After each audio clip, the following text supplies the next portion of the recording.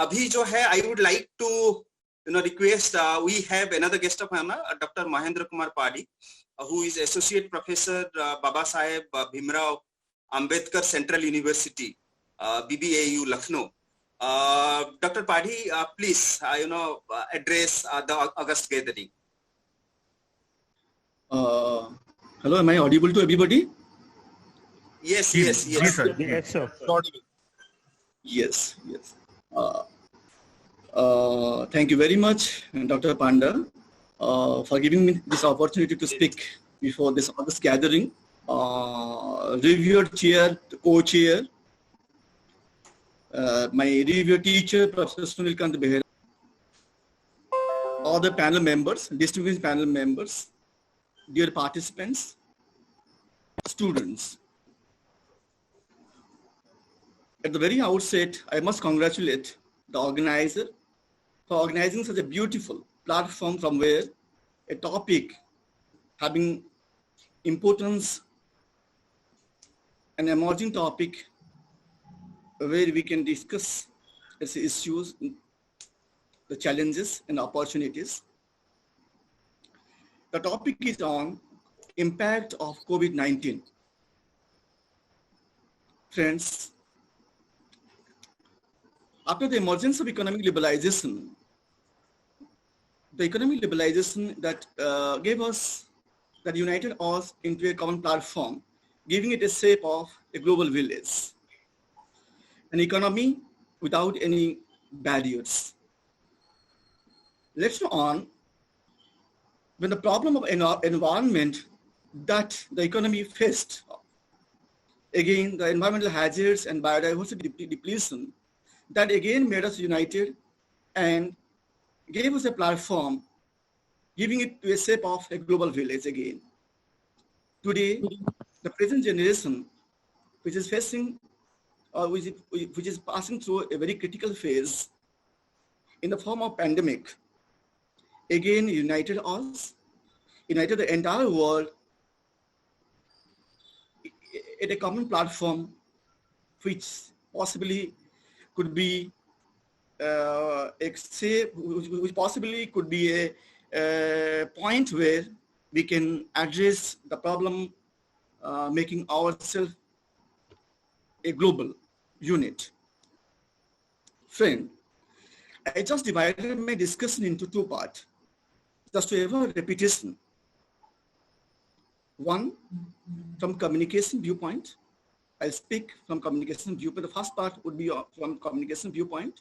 The second part would be from economics viewpoint. Coming back to communication, as the present generation, we are passing through a very critical phase of pandemic. How, in which way we can counter the problems? Friends, there is no medicine to cure the pandemic, the COVID-19 virus. The only panacea that we have at our disposal is a healthy lifestyle, to maintain a healthy, very, very healthy lifestyle. And how this is possible? To maintain a very healthy lifestyle, it demands to avoid or to make us to protect it, we need to have a lifestyle which is environment friendly, and that lifestyle possibly could be achieved through awareness. Communication here is a tool which makes us aware and educate and mold us to adopt a lifestyle which is environment friendly, and that way we can protect. This is one part. Secondly, from economic viewpoint, because of the problem of COVID-19, a major economic problem that we are facing in the form of unemployment. Just to make the concept crystal, I would like to touch upon one issue, that is the migrants. And for this, I have two case studies to refer. One, Odisha. Second one is Uttar Pradesh. during this phase of COVID-19, around 35 lakhs of population, they migrated to Uttar Pradesh. And around more than 2 lakhs of population, 2.5 lakhs of population, they migrated to Odisha. These two, in the two states of Odisha and Uttar Pradesh, the migrants, those who have migrated, are especially from Maharashtra and Gujarat. The migrant population, the very character of these populations were, if we'll discuss the characteristic feature of this population, basically they were from a particular skill that is associated with garment industries. The people, the laborers, those who have migrated from Gujarat or Maharashtra, hails from garment industry, and the expertise they enjoy hails from these industries. The moment they entered into Odisha and Uttar Pradesh, there was a massive problem on the part of the government to rehabilitate on the basis of their skill. When the government started rehabilitating these populations on the basis of their skill, a major problem that the government even faced, how to rehabilitate on the basis of their skill, because these two states, they would hardly have any garment industries which can catapult the growing millions of unemployed migrants. So what government did, through Manrega and through various schemes, the government wanted to rehabilitate this population, and especially the government rehabilitated in one or some associated sector, that is agriculture. Friends, in both the states, Uttar Pradesh and Odisha, for them around 70% of the total workforce, the laborers, they depend on agriculture. And agriculture is the basic livelihood where most of the population, because they are depending on the supply of labor force to work with agriculture was maximum, but the demand to engage is minimum. When the supply force exceeds the demand, has created a problem of disguised employment. These population, though the migrant population, when they came and engaged in agriculture, before to them, agriculture was saturated. And when the migrants, they entered into the scene and they got rehabilitated in agriculture, from a distance there seems to be government rehabilitated, and these people, they seems to be employed, but created a problem of unemployment in the form of disguised employment. It is a scenario of unemployment problem which has created because of this COVID-19, in which this employed force, they seems to be employed, but do not contribute anything to the process of production. This way, the productivity power of the land and the state plunged down. That is the second problem. Now, coming back to keeping in mind the paucity of time, now we're coming to the point of opportunities. Now, as our Prime Minister, if you quote our Prime Minister, he said, when we have faced challenges created a situation of opportunities.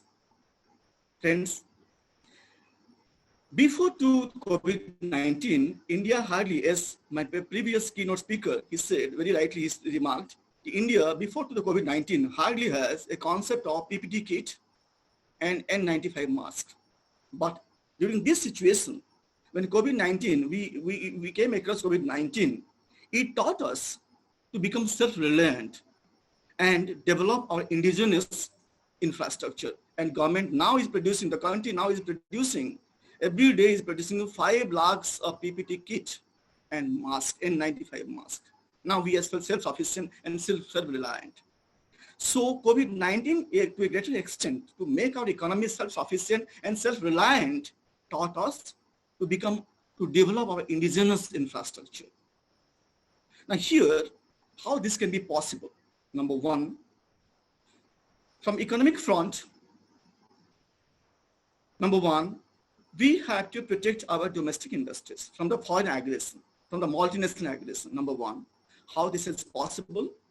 In order to protect our domestic industries, we have to safeguard the domestic industries from foreign aggression by means of anti-dumping duties, number one. Number two, protecting our domestic industry by means of extra business incentives.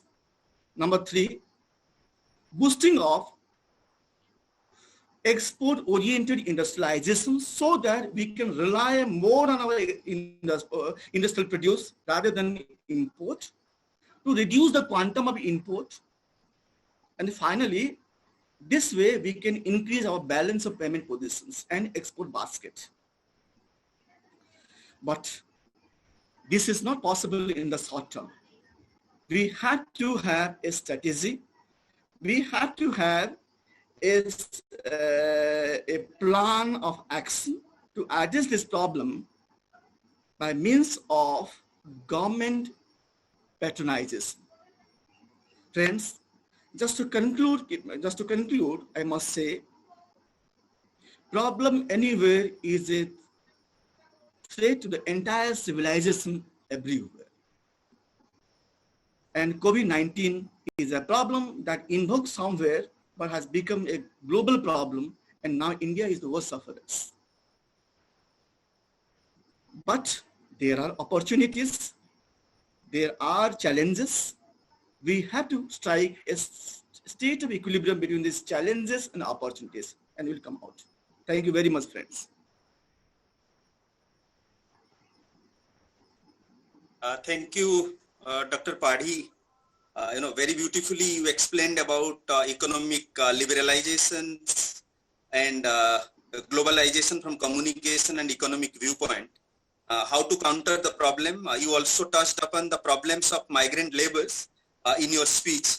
A plan of action is needed to solve all the issues. Thank you very much for your insightful deliberation, Dr. Padhi.